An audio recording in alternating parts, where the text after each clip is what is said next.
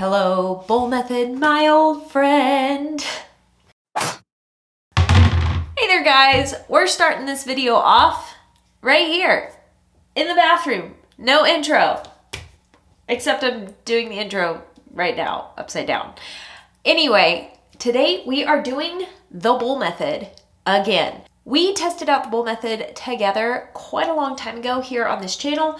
It was what I like to refer to as the original bowl method created by the Power Me, and it's a great method. If you haven't seen that video, you should check it out. But today, we're modifying it a little bit. We're changing it up. Instead of doing the original bowl method, today we are doing the viral bowl method by Miss Sophie Marie. She did some modifications to the original bowl method, and I think these modifications are actually pretty interesting, but I have never tested them out myself, so that's what we're doing today. I'm coming at you with some kind of dry, it doesn't look dry. I love a ring light, makes my hair look shiny. But my hair feels dry, it's very gunky and greasy and full of dry shampoo and in need of some love. See, we're kind of a little bit, this little broom light. This feels like a broom. So, bowl method is good for hydration, and we will be doing the modifications that Miss Sophie Marie did. So, without further ado, let's get started. I'm going to wash and condition my hair quite quickly, and then we'll be back for the styling portion.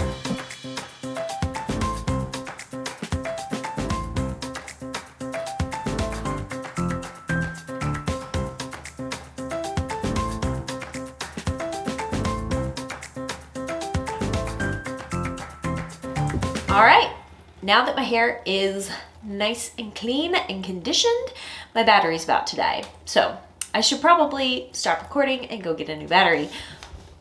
1 second. Fresh battery, here we go.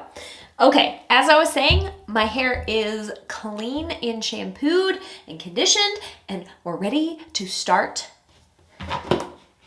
with the viral bowl method. So in the original bowl method, you start off with an empty bowl and soaking wet hair. Right now, my hair is wet, but it's not just pouring water. Original bowl method, your hair is super wet. You apply leave-in conditioner, you begin squishing, and you catch the residual water and conditioner in the bowl, and then just continually dunk. With the viral bowl method, you start off with drier hair. Like, can we see that my hair's slightly drier? See? Hardly any squish. Okay.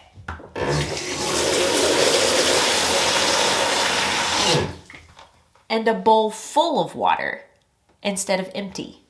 So now that I have my dampish hair, it's very detangled. I'm going to apply a spray leave-in conditioner, just like Sophie Marie. She went hard with her leave-in conditioner. There was a ton of leave-in conditioner that she used. And I do think that that has something to do with her hair density. She's got a whole lot of hair, so I will be kind of adjusting for that. But she used a lot. And I think the reason for that is that we are going to be dunking the head into the bowl. Sophie did say that you could brush your products through, but in the video that I just got done watching, she said that she had been playing around with not brushing her products through, and she had really been liking that, so that's what we're doing today. We're not going to brush through, which is something I very normally do, and I'm really going to take my time. Finger detangling, making sure that the back of my head is really detangled so that it doesn't stick or get tangly when I flip my head right side up. Next, we're going in with a curl cream. This is what I'm going to be using today as a curl cream. I like this stuff a lot. It also reminds me quite a bit of a curl cream. Again, I'm taking quite a lot. Copying Sophie. again, it makes sense to me that she would be applying a generous amount because of the step that's coming next. All right, now that I've thoroughly raked in my leave-in conditioner and my curl cream, it's time to dunk.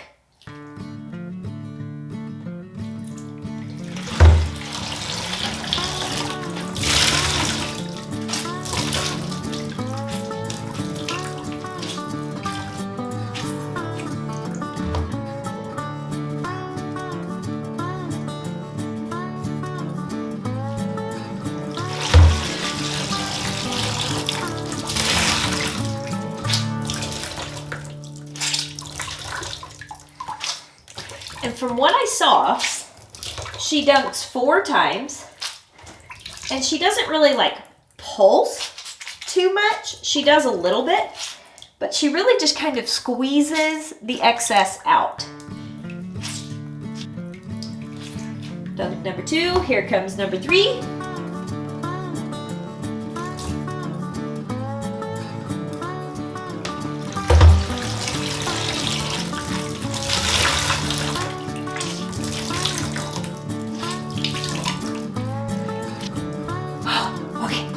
Last one. I wonder if I can show you this.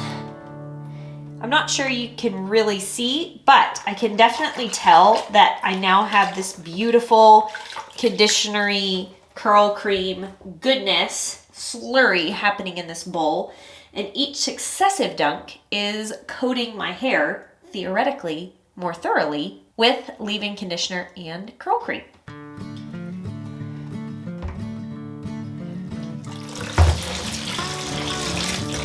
So,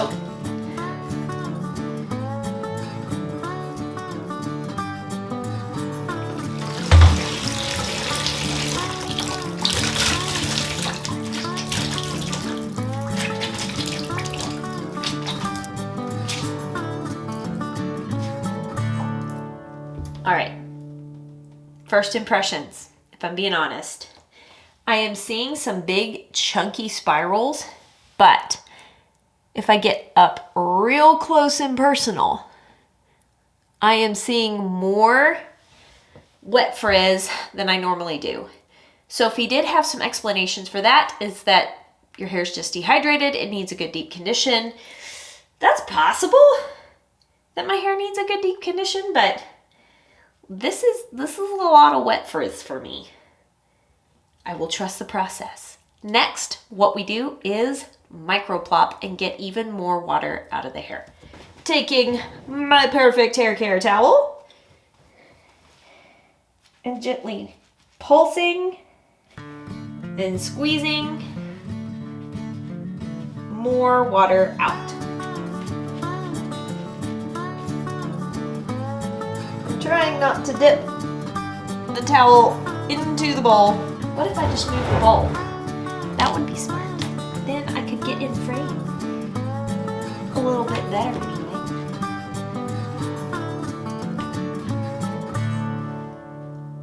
All right, now I've got a lot of excess water removed. I'm going to apply the foam. Now, with the original bowl method, you actually keep dunking your head in a microscopic amount of water, and you do it after each layer of product you apply. So you would apply your leave-in conditioner, catch just the dribbles, the excess, dunk your head in the excess that dribbled into the bowl, then add your curl cream, same thing. Then you would add your gel, glaze, coat, scrunch, dunk in the bowl, that. However, Sophie Marie applies her products on damp hair after she has microplopped, aka scrunched out the excess water with a microfiber towel. And then product on top. Foams are fascinating. Fascinating. Fascinating. And I'm using my favorite foam today, which is the Not Your Mother's Curl Talk.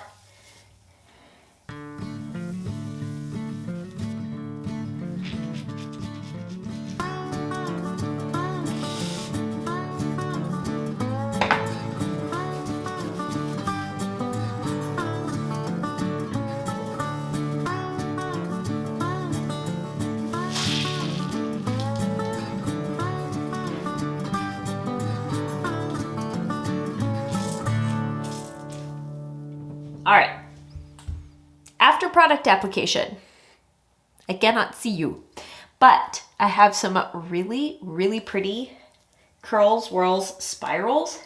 The wet frizz is a little bit better, but if I'm being honest, I'm having more frizz than I normally do, which is an indicator to me that either this method and my hair just aren't jiving like I was hoping, or I'm having an underlying issue, maybe some buildup happening. See my previous video. I did not take my own advice and clarify and deep condition my hair when I was having some buildup frizz. So it's possible that the frizz that I'm seeing here is a result of buildup that I haven't addressed yet. But now what I'm gonna do is I'm gonna pull out my hair and then diffuse. Sophie has a very particular diffusing technique. She keeps her head upside down and hover diffuses for quite a long time and does not flip her head right side up until her hair has fully formed a cast. So I am going to be following her diffusing routine as best as I possibly can, and then I will be back to scrunch out the crunch and show y'all the results.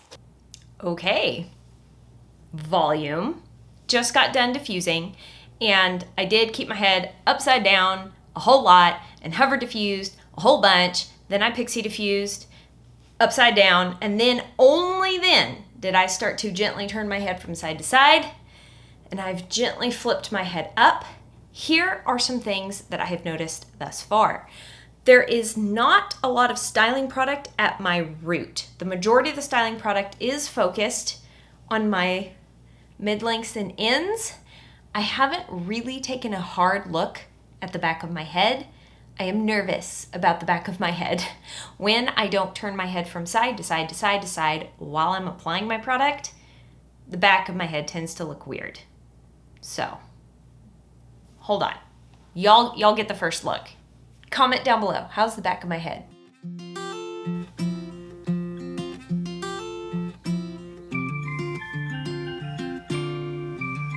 Here are some good things I noticed. The original bowl method, your hair takes 10 million years to dry. So long. You may have big, giant, beautiful, juicy clumps and zero frizz, but you're gonna spend half your life drying your hair. With this method, using copious amounts of water to really form your clumps, then microplopping, then applying stylers, did shorten dry time significantly. That is something that I really enjoyed. Now that my hair is 100% dry and we've taken a good look at it in the cast, let's go ahead and scrunch this out and reveal the final results. I believe Sophie Marie does use a hair oil. She said she doesn't always use one, but that she does sometimes. I don't tend to use an oil to scrunch out the crunch with. I tend to use bare hands, so that's why I'm doing that today. I'm following the majority of her routine, just skipping the hair oil. And I'm trying to copy how she scrunched out the crunch too. She gently scrunches and pulses out the crunch, and then she massages her roots. She doesn't do a really violent fluff. I tend to be a more violent fluffer. Where's the part? It's in the middle of my face. I am not a middle part person. I am a side part person. All right, here are the final results with my hair scrunched out. What do y'all think?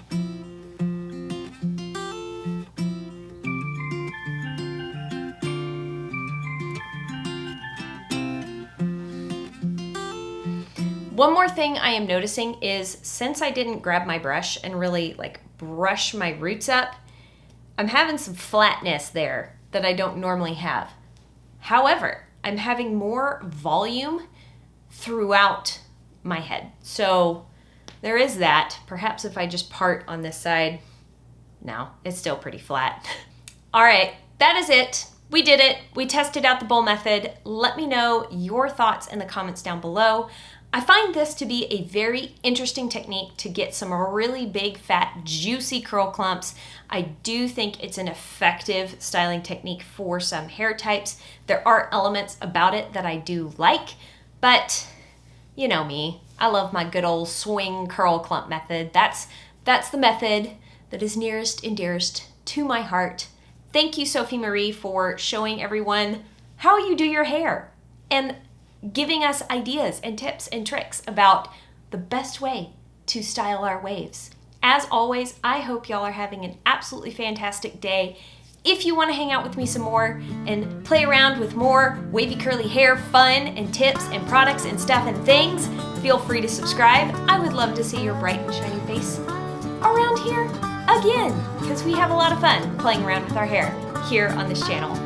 All right, I will talk to y'all later. Bye!